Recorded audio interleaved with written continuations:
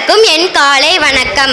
அகத்தியன் தொட்டியலிட்டு தொல்காப்பியன் தாளாட்டி கம்பன் சீராட்டி மூவேந்தர்கள் பாராட்டி வருடங்கள் 2000 கடந்தாலும் என்றும் கன்னித்தமிழாய் செந்தமிழாய் வாழ்ந்து வரும் என் தாய்மொழியாய் அன்னை தமிழுக்கும் மற்றும் நீதி நெறி கண்ணாக கொண்டு அமர்ந்திருக்கும் நீதி வல்வா நடுவர் அவர்களுக்கும் மற்றும் இந்த வெள்ளக்கோவில் மாநகரில் கடந்த 6 வருடங்களாக அறியாமையை இருளகற்றும் அறிவு சூரியன்களாக விளங்கும் புத்தக திருவிழாவாக செம்மையாக நடத்தி வரும் மகாத்மா காந்தி நற்பணி மன்ற அறக்கட்டளை உறுப்பினர்களுக்கும் மற்றும் வருங்கால இந்தியாவின் தூண்களான எம் போன்ற மாணவ செல்வங்களுக்கும் என் முத்தான முதற்கண் வணக்கத்தை கூறி என் உரையை துவங்குகிறேன்.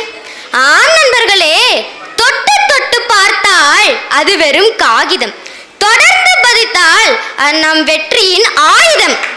உன்னதத்தை உணர வைக்கவும் உடலையும் உள்ளத்தையும் செம்மையாக்கவும் காட்டு மிராண்டியை மனிதனாக்கவும் காட்டுவாசியை அறிஞர்களாகவும் கோபம் தணிக்கவும் கொள்கை அறியவும் இன்னல் நீங்கி இன்பம் தரவும் படிக்க படிக்க உயர்வோம்.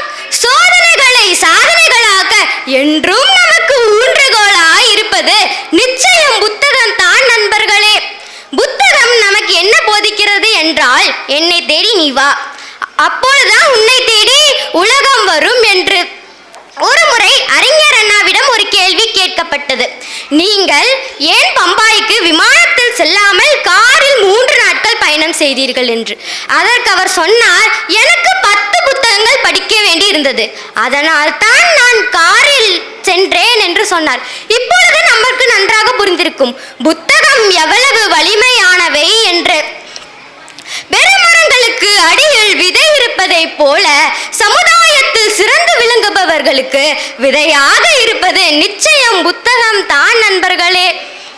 உருண்டை வடிவு உலகமாக இருந்தாலும் செவ்வக வடிவு புத்தகத்தில் நாம் அதை பார்க்கிறோம். உடலுக்கு உடற்பயிற்சி போலவே வாசிப்பு என்பது நம் மனதிற்கு அறிவுக்குமான பயிற்சியாகும். ஒரு முறை ஜவஹர்லால் நேருவிடமும் ஒரு கேள்வி கேட்கப்பட்டது. நீங்கள் ஒரு தனிமை தீவில் தள்ளப்பட்டால் என்ன செய்வீர்கள் என்று. அதற்கு அவர் புன்னகையுடன் சொன்னார், நான் புத்தகங்களுடன் மகிழ்ச்சியாக வாழ்ந்துவிட்டு வருவேன் என்று. சரி, உங்கள் முன் புத்தகம் பற்றி ஒரு அழகிய கவிதையை கூறட்டுமா?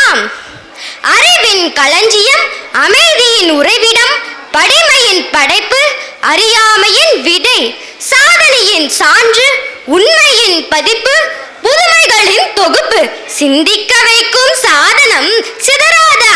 நன்றி கூறி விடைபெறுகிறேன்.